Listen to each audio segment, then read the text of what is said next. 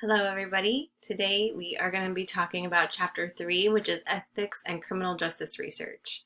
And before I get started, I just want to say that my camera and my slides are on different computer screens, so it's not that I'm not trying to make eye contact, but I'm probably gonna be looking in the side a little bit, so I'm just apologizing for my weird glances right off the bat.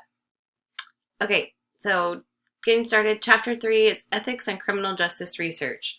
And so this is one of the most important things that a researcher can talk about, which is why we talk about it at the beginning of the semester. Because as researchers, we always have good intentions, but we don't always realize or recognize the ethical issues that we have when we're conducting research. They're not always apparent to everybody.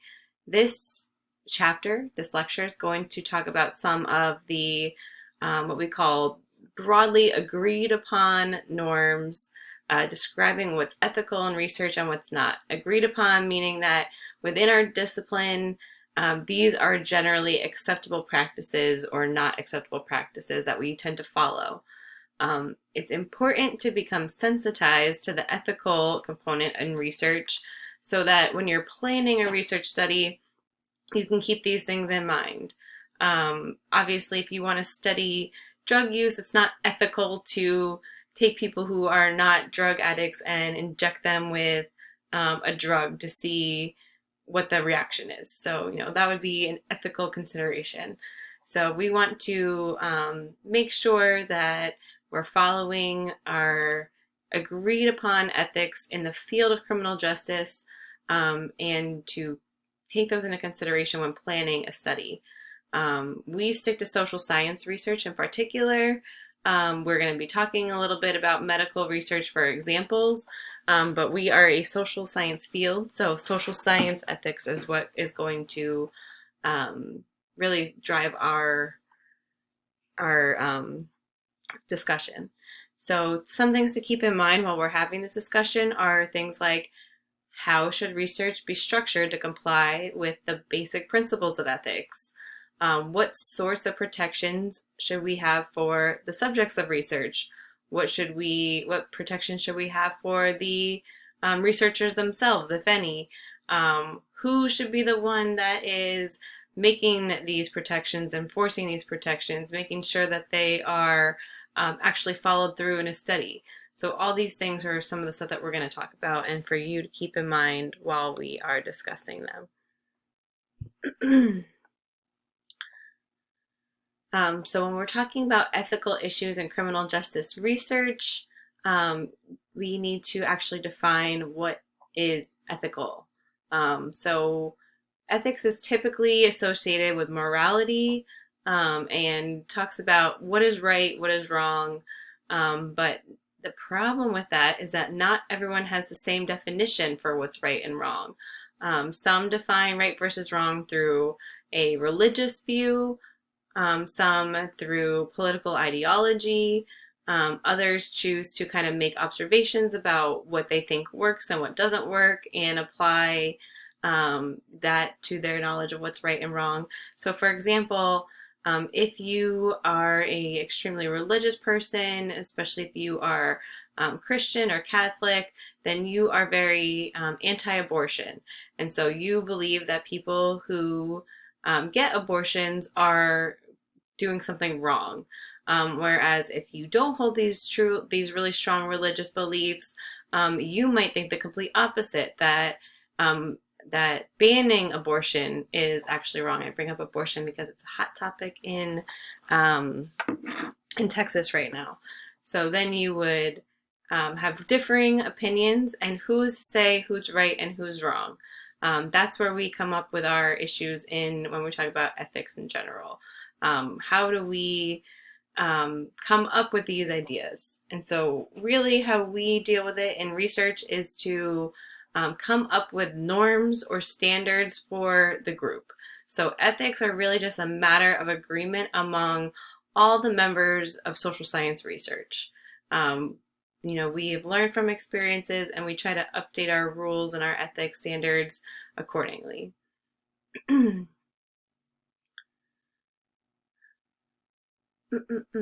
So anyone preparing to do criminal justice researchers or doing criminal justice research should understand what these agreements actually are. So when we're talking about ethical issues in this chapter, we're focusing on ethical issues in actual research and not with criminal justice policy and practice. So we are not getting into discussions of police or law enforcement behavior, or how the courts decide certain cases, or even about necessarily laws. We're talking about when we as researchers are trying to solve a problem. How do we go about conducting our research in order to get some answers to our hypotheses and our questions? So we are going to go over a few basic principles that encompass the variety of ethical issues within criminal justice research, not policy and not practice. The first one is no harm to participants. So what this means is that we need to make sure that we are not causing our research subjects any actual harm. This can be physical harm, psychological harm, any type of embarrassment. This is not what we want to be doing when we're doing research. So physical harm would be actual, let's say we are in the medical field and we're testing medications, and we're testing for different side effects. So that's going to cause some type of physical harm, like maybe illness, allergic reaction. It can be a whole range of things. And the reason that we do these studies is to figure out what these side effects are. Are they dangerous? Who do they affect? Is this medication more dangerous overall versus helpful to solving whatever ailment it's trying to solve? This is something that is unfortunately necessary, especially in medical research, but we want to try to minimize that physical harm as much as possible. Psychological harm is something that can cause maybe extreme embarrassment or some type of mental illness. So maybe if you are performing a research study on the effects of sadistic rape on the victims, and you're going through you're speaking with rape victims, and you're asking them deeply personal questions about themselves, about what happened, and having them go into detail about this horrible crime that happened to them. And it's pretty clear to see that stuff can cause some psychological harm, maybe depression, anxiety. So we want to make sure, again, that we minimize these types of things. If we're talking about criminal behavior, criminal victimization, embarrassment is always something that is potentially going to occur for the subject. So we want to minimize the harm as much as possible. When we're talking about harm to subjects, researcher, or third parties, we have to be aware that this can happen in any study, and to go about making steps to kind of stop that stuff from happening before we get started. So as an example, potential danger to a subject, let's say that we are studying active users of illegal drugs, and we want to know, active users of illegal substances and dealers. We want to know about both. We want to know about their relationships. We want to know how this business really works. So we start soliciting participation through word of mouth and start saying, hey, we're doing a researcher. We're looking for drug dealers and drug users to be a part of it. And then people start coming and saying, oh, I'm a drug dealer. I would love to be part of your research study. That could lead to potential negative consequences for that individual. Maybe another drug dealer hears about it and thinks that, they're giving away personal information. They're being an informant to the police. And so that could result in a violent interaction between the research subject and and other people in the community. And that might not have been a thing if we went about soliciting participation in a different way. So we want to make sure that, we are taking everything into consideration when we're designing our research projects.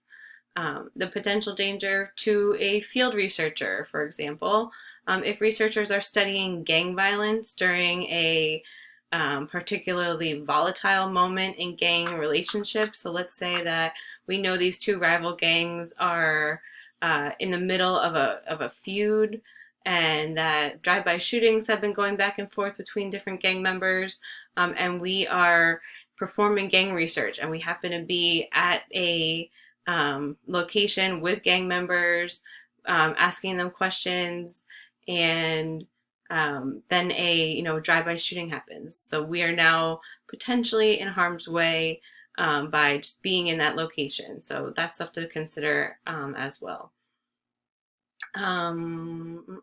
Potential harm to subjects and research staff. So an example is, let's say that when studying whether individuals would intervene when they saw a crime being committed, a researcher designed a study where they set up a crime. So they staged a robbery at a liquor store, and they wanted to see how individuals were going to react to watching that crime happen. And so one bystander, called the police, and the police showed up to what they thought was a robbery, and they came with their guns drawn, ready to make an arrest or defend themselves if necessary.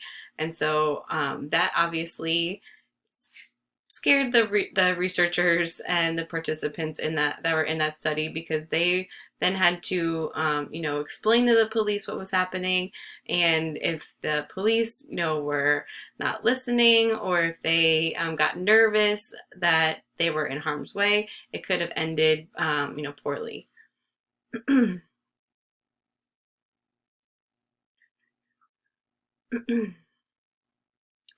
Okay, so third parties. So potential harm to third parties. Collecting information from unstable individuals might increase the risk of harm to third parties. For example, if a researcher learns that the subject of his experiment intended to harm someone else, should we intervene or and try to prevent the attack from happening, or do we respect the confidentiality of the research and not say anything and allow this violent act to happen even though we had information to stop it? That's a really tough question for most researchers to have to deal with if they get into that situation. Also, if we are trying to create things like public policies and we are relying on our research in order to do that, and then we have a data collection, and we're getting a lot of responses from people who maybe are not handling the situation in the right way, and then we say, okay, well, everyone's doing this, so this should be what the policy is. And then we put that in a public policy, and it actually creates more harm than good. Most of the time, researchers in their respective fields are capable of recognizing that they might have a bad sample, that these should not be made into policies, but you never know. So it's something to consider when carrying out research. So there's also potential harm done by analysis and reporting of the actual data. So typically, we report things in the aggregate. We report numbers, we report statistics, we report trends or patterns that we see in the data, and we don't ever include anyone's actual name. The thing is that if a research subject who knows they were part of a research study goes ahead and reads the study, they might see themselves labeled in a certain way that could cause some psychological harm to themselves. So let's say that a individual who committed a minor crime and never got caught by the police, doesn't feel like they are a criminal because it was a minor crime and they felt like it was something that they had to do, and they never break the law, that was just this one instance, and they don't consider themselves a criminal, and then they participate in a research study and they read the results and they realize that, okay, under this criteria, I actually am a criminal and I was included as a criminal in this study. It could cause some psychological harm to that individual. The thing is that we typically don't ever see this. So our studies tend to be anonymous or confidential, which we'll get into in a second. And so we don't necessarily know that it's causing harm to the research participants after the study has been concluded and published. So this is something that researchers don't really ever think about, but maybe they should start. But you'll see that a lot of protections are put into place because of this potential danger, potential harm. Virtually all research runs some risk of harming other people in some way, shape, or form. It's the researcher's job to try to minimize that harm. We're not going to be able to eliminate all of it. If we would, then we could. If we could, then we would, because that's our job. We try to make it as painless as possible.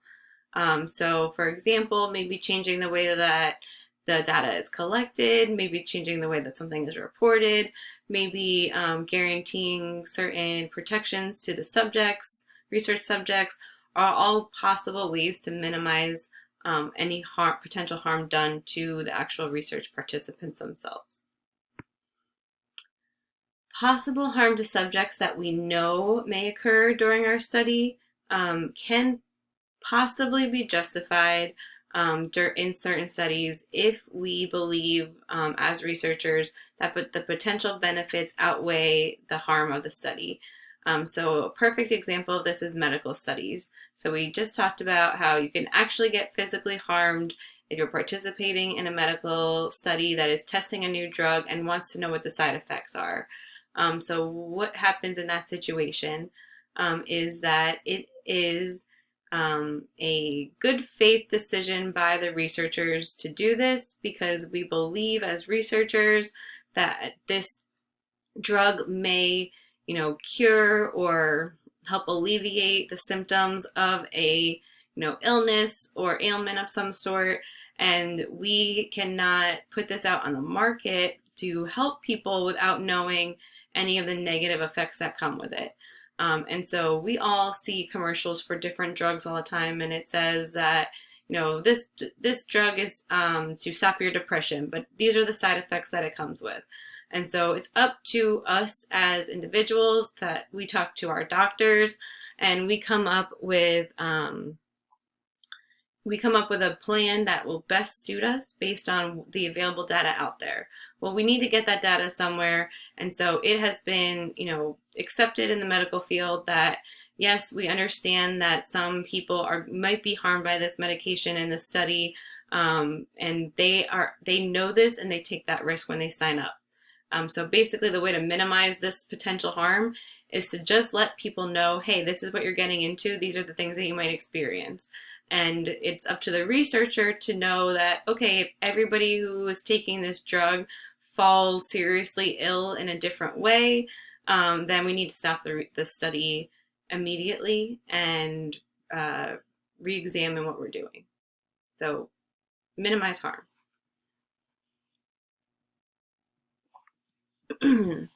It's also necessary to have what we call voluntary participation in a study. So criminal justice research often intrudes into people's lives, disrupts regular activities that people are doing. So we need to make sure that that we're not forcing anybody to participate and disrupt their lives, but asking them to voluntarily sign up for something, knowing that it might interrupt or kind of intrude into someone's life. So this sounds easy enough, but it's much easier in theory than in practice. So for example, when prisoners are used as subjects in experimental studies, most researchers will carefully explain to the prisoners that participation is completely voluntary and that they are not going to get any special reward for participating. But still, many prisoners will volunteer because they believe some way, somehow, that this is going to personally benefit them. So, a lot of times we hear that good behavior, cooperating in prison will get you out earlier, like good time served. But it's imperative for researchers to tell prisoners, this is not going to affect your sentence in any way. You are not going to personally gain anything from participating in this research study. But even though we say that over and over again, the participants may not actually believe that to be true. And there's really nothing that we can do to convince them other to be clear about what's going on up front and throughout the study. So for another example, researchers oftentimes will offer a small incentive, small cash sum maybe, for participating in research. And typically it's less than $20. It's a small amount, just enough to try to get people interested. But when we have individuals with very low income, these payments may actually incentivize somebody to participate in a study that may not have otherwise participated if it wasn't for the money. So, if you are extremely poor, $20 for an hour of your time might seem huge. And so you might participate in something that makes you extremely uncomfortable and, does some psychological harm or something, or is really intrusive in your life. And you would not have normally done that if it wasn't for that $20 incentive. There's really, again, the best way to protect against that would be to consider the population that you're studying and how the incentive might be used or how it might affect the participants themselves. So,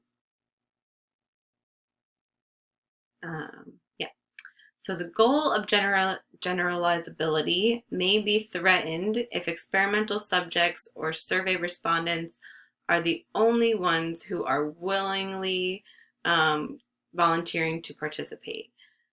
So getting voluntary participation can actually work against certain scientific concerns or goals that we have.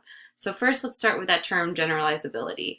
If you've never heard this term before, what this means is that we are extending the results of our study from this small sample that we took to the larger population. We'll get into this a lot more later on in the semester, but a population is the larger group that we are trying to explain their behavior or we're trying to, make a statement about. And instead of sending out surveys to 1 million people or whatever our population is, that's unrealistic. It's not going to work. We take a smaller sample of individuals that are representative of that larger group. So the best way for me to kind of explain this is, let's say that we're doing a study of crime in America. And we want to know the relationship between race and crime in America. And so if I want to know the relationship between race and crime in America, I cannot send out a study to every single person in America. It's too many people. It's going to be too expensive, too time consuming. There's a bunch of different reasons why that's not going to work. So what I do instead is I take a representative sample of the larger population of America and ask my questions to them. So let's say that instead of the 330 million people that are in America, I send it to 1,000 people. And again, I'm looking at what's the relationship between race and crime, and I just want to know, what's that relationship look like? Again, this is just an example. So for illustrative purposes and not trying to offend anybody, let's say that America is two races. Let's say that there's 70% white and 30% black, and that's the race composition of America. If I want to be able to study this relationship in my 1,000-person sample and be able to say, okay, what I find here is true in that larger population, I need to have my sample be 70% white and 30% black, because it needs to represent the race compilation of the larger population. So That is what we mean by generalizable, by taking the results that I get from my small sample and saying that, okay, this applies to this bigger group. If we have only some people who want to answer our surveys and want to answer our questions, then we might not be getting at the entire picture. So when we only have people who want to answer the questions, we're only hearing their opinion and we're not hearing the opinion of anyone who doesn't want to answer the questions. And when we're talking about criminal justice research, this obviously matters. So let's say, for example, we are trying to study the motivation behind sadistic murders. So sadistic meaning that there's, these are the most violent murders that could occur. There's torture involved, and we want to know, why people do these things. When we send out surveys to, let's say that we send out surveys to all the murderers who have met our criteria of being a sadistic murderer. And that's 100 of them. So we found 100 sadistic murderers out there. We sent out a survey to all of them. Only 10 chose to respond, and they all say relatively similar things. So they all, when we get back our 10 responses out of our 100, that we see that all these 10 people suffer from schizophrenia. Could we, so their results show that these particular murderers have severe mental illness of schizophrenia. Can we say that all sadistic murderers have schizophrenia? No. Can we say that all people with schizophrenia will become sadistic murderers? No. We did not have enough responses to confidently say this. Maybe it was actually the mental illness that led them to volunteer for the study, while all the other ones, the 90 of them that did not respond to my study, said, I have the mental capacity to not want to reveal this personal information about myself. So therefore, that means that our results are not generalizable to a wider population. And there's no way for us to force or trick people into answering our survey. We can't, we can't do that for multiple reasons. One of them being that, again, if I'm tricking someone into participating in my survey, then it's not voluntary, it's unethical, and I'm probably not going to get honest results from somebody that doesn't understand and willingly want to answer these questions. So a researcher cannot generalize the study findings to an entire population unless a substantial majority of that selected sample actually participates. And that's how we are able to make our generalizable statements. If we have a high response rate, meaning a lot of people answered our questions, participated in our study, then we can have more confidence in our results. But if that's not the case, then we can't generalize to that greater ability. And there's always going to be the problem of, are the people that are not responding to our study different than the people that are? But the best way to do research to make sure that everyone is treated fairly and nobody's rights are trampled on in any way, no one's safety is at risk, is to make sure that there's voluntary participation. Sometimes, however, this is not possible. This is especially true with field research. So in field research, when you're making general observations on what is going on, you cannot realistically ask everyone who walks by if they want to participate in your research study for several reasons. The big one being that if you alert people, if you're just trying to make observations of how people live their day-to-day lives, and you're now alerting them to the fact that they're being watched and observed and their behavior is being recorded, they're most likely going to change their behavior. So for example, if I wanted to examine the association of Apple AirPod displays and Apple AirPod thefts through field research, if the way I set up my study is that I go into a store, I see that they sell Apple AirPods, I look at the display, and then I step back and I watch how many people then go ahead and steal those AirPods from that display. And I make my recordings, and I have my data. If I was to tell every single person who walked by those Apple AirPods, hey, I'm doing a research study on theft of on AirPods and the displays, most likely no one is going to steal anything while they know that they're being watched and monitored for stealing by a person who's there just to look at that stuff. So this is not going to, help my research study at all. So when this is an impossible ethical standard to follow, the researcher should be sure to observe the other ethical norms of scientific research more carefully. So you can sometimes get away with this, and if you do, you have to make sure, even more so, that you're following all of the other ethical standards to make sure that you're not doing any unjust harm to the individuals.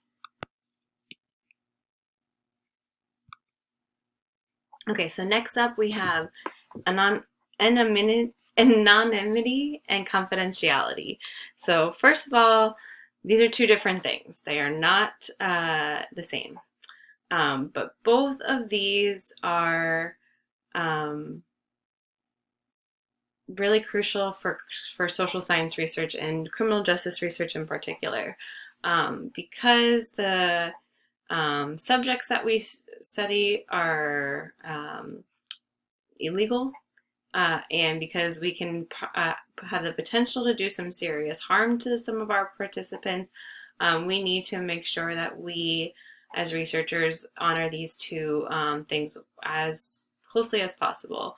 Also, it's going to increase the participants' trust in the researcher and allow us to get more honest responses from the people that we're studying. If they believe that we're not going to expose them personally to anything while we're doing our study. So anonymity is when a researcher cannot associate a given piece of information with the person that is giving that information. So, for example, surveys conducted without collecting any identifying information. No names, no addresses, no phone numbers. So if I am just, walking down the street and I go up to somebody and I ask them questions from my study, but not anything personal, that would be anonymous, because I have no idea who they are. I have no idea where they live. I have no way to trace these answers back to them. So ways to do this would be accessing non-public records in which all names and identifying information has been removed, having an online survey with no login info required, field observation that never directly asks the subject for any identifying information. You're only examining behavior. All those would be examples of anonymous studies. The downside is that it makes it difficult to keep track of which of our sampled respondents have actually been interviewed, and it precludes us from following up with any of those participants if we have a question or wanted to do a follow-up study. Guaranteeing anonymity may increase response rate and encourage people to respond more accurately, but it's not always possible to do in the research. So if I came up with a sample, a lot of times I need personal information in order to send out my study. Maybe I'm doing a face-to-face interview, and that way I know the person. I'm at their house. I call them on the phone. So anonymity itself is not always a possibility. Whenever we can't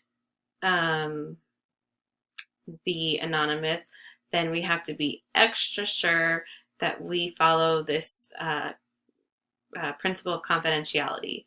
So this is when a researcher is able to link the information with a given person's identity, but promises to not do so publicly.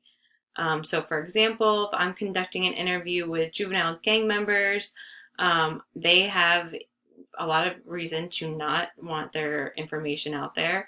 So me as the researcher, I guarantee that the information that they are giving me is not going to be disclosed to police or other officials.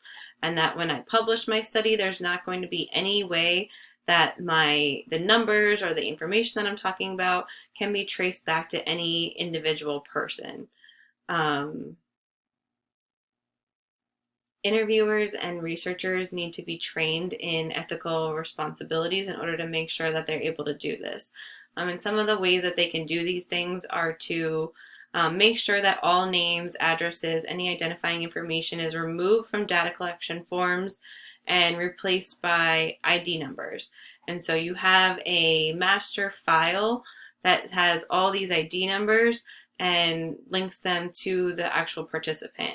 And then on the surveys or whatever it is, your forms that have the research questions on there, you only have that number and nothing personal on there. So you as the researcher can go back and look up who is connected to that number, but that number that information will never be made public.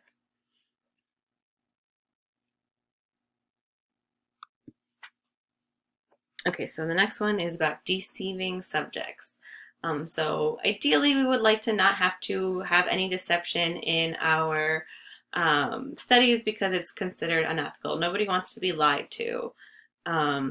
However, in criminal justice research, deceiving subjects is sometimes thought to be necessary in order to gain information without actually tainting the results of the study.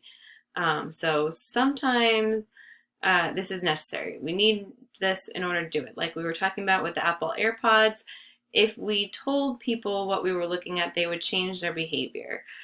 So we are required to try to get people's participation and let them know what's going on. But that part is where deception sometimes comes in. Sometimes researchers will admit that they are doing research, but not tell the whole truth as to why they are doing that research. Sometimes they won't be given the whole truth. Sometimes they'll be given a partial truth. Sometimes we try not to flat out lie to people who are going into our research studies. We just try to maybe omit some of the details in order to not have that person change their behavior. So there's different types of deception. We could disguise the researcher's identity. We can, not tell the subjects exactly what we're looking at. We can tell the subjects not exactly tell them what we are going to do with the information after it's published. Although these things are sometimes acceptable if we can justify it, we still have to make sure that we are pushing the fact that this is not going to cause any personal harm, and whatever that personal harm might be. When a researcher is trying to disguise their identity, for example, that would be like going undercover. So if a researcher was investigating drug dealers and the hierarchy maybe of illegal drug activity, they might be undercover posing as a user or a dealer in order to get information. And if that's the case, then they're going to be, then they would be exposed to criminal and illegal activity, and they might be asked to participate in it. So they might be offered drugs, and you're going to have to, as a undercover researcher, either do the drugs or come up with a really good reason not to so that people don't get suspicious. That could also lead to exposure of violence. So what if I am posing as a drug dealer in this drug ring, and all of a sudden the people that I am working with have, a beef with another drug dealer, and they want me to go with them on this drive-by shooting that they have planned out. So now I'm exposed to violence. I'm being asked to do something illegal. So in general, it is just better off for researchers not to go undercover when they're doing their studies.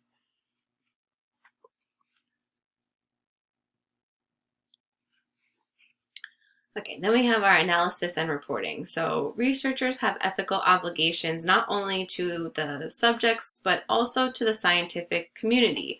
So we want to trust other researchers when they're doing their research, when they're publishing their research. We want to be able to read this, their information, their findings, and know that it was done the right way, so that when we're walking away from reading that study, we come away with information that is the truth. And so this is done several different ways in research, and we want to make sure that we follow these standards. So the first one is that when we have negative findings. So you as the researcher are more familiar with your project than anybody else. So you understand any shortcomings or failures that go along with the study. So when that's the case, we need to report these things in our study to everyone else. We need to make it clear what went wrong, if anything went wrong, or what the limitations were. So you'll usually see a limitations section at the end of the study that point these things out. We want everyone else to be able to understand where our results come from so that they can put it into context. Another thing is when we have negative findings. Sometimes people feel that these findings didn't align with my hypothesis, and so I'm just going to get rid of that whole study, and they never publish it, they never talk about it. So this is what is meant by an unfortunate myth that reporting only positive discoveries is worth reporting, and that's not the case. Negative findings are often important. It's often as important to know that two things are not related as it is to know that they are. So sometimes, for example, I was doing a study on how nutrition affects behavior in a sample of, I think it was 8th graders. And my hypothesis was that, junk food, more sugary food was going to have a negative effect on behavior. And that's not what my study found. And I was ready to just say, okay, I was wrong, and throw that study away.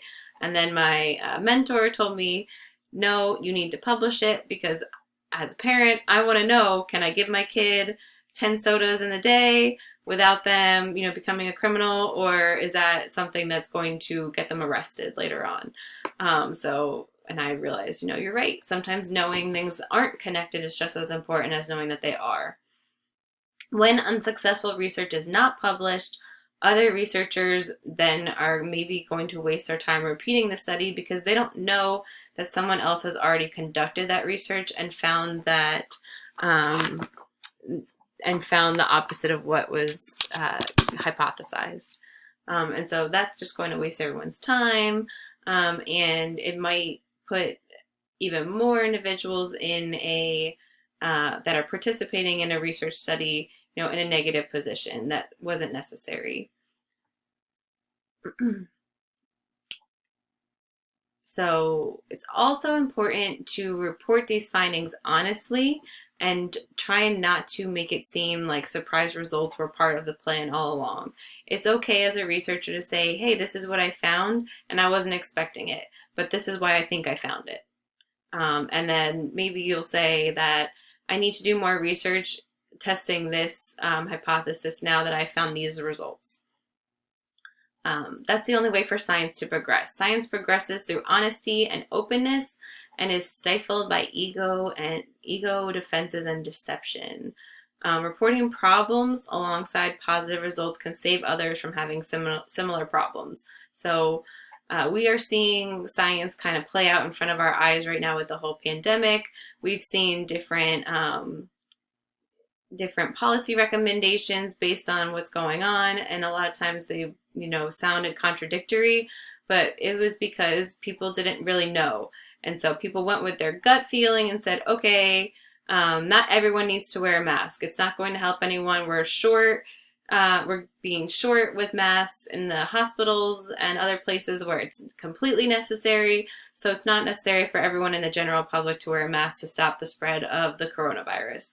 And then there were studies done on how communicable diseases could be slowed. The spread of communicable diseases could be slowed by mass, like large mask wearing in the general public. And they found that, hey, it actually does reduce the spread of different communicable diseases. So now we're changing our policy to recommend that everyone wears a mask, whether you're in the medical field or not.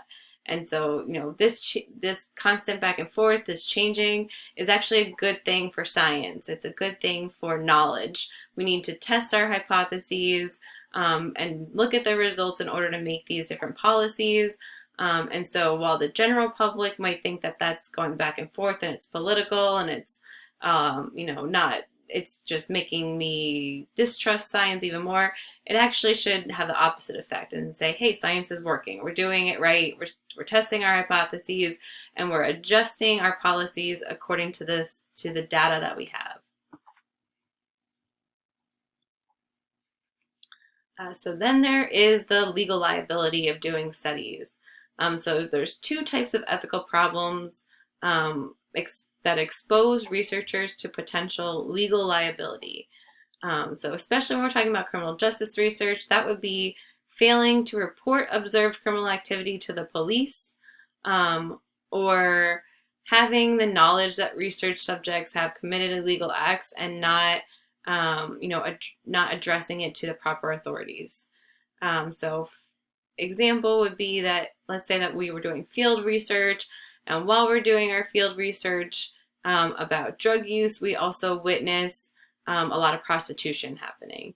And then we don't report the prostitution because we're recording it, we're putting in our data, we're trying to understand that now we see that there's a relationship between drug use and prostitution, and so that's helping our study, but we're not actually reporting it to the police. Is that a good or bad thing to do? Is it ethical or not ethical? When asking research subjects about their criminal behavior, they might be reporting crimes to us that were never actually reported to the police. So what do? Do we call the police afterwards and say, hey, I just interviewed someone and they told me that they murdered someone 20 years ago and they were never arrested? We don't do that because that violates confidentiality. So research data may be subjected to subpoena by a criminal court, but most of the time, the researcher is going to win out and say, this is confidential data and it can't be used as public knowledge. Federal law protects researchers from being sued or being arrested when it comes to not reporting criminal activity. The National Institute of Justice has policy that provides for the protection of the privacy and well-being of individuals who are participants in research studies. And these types of provisions protect researchers from legal action and assure subjects that they can't be prosecuted for crimes they describe. Because if every single person who ever talked about their criminal behavior to a researcher was arrested, no one else would ever participate in our studies. So there has to be, some type of protections and safeguards in place.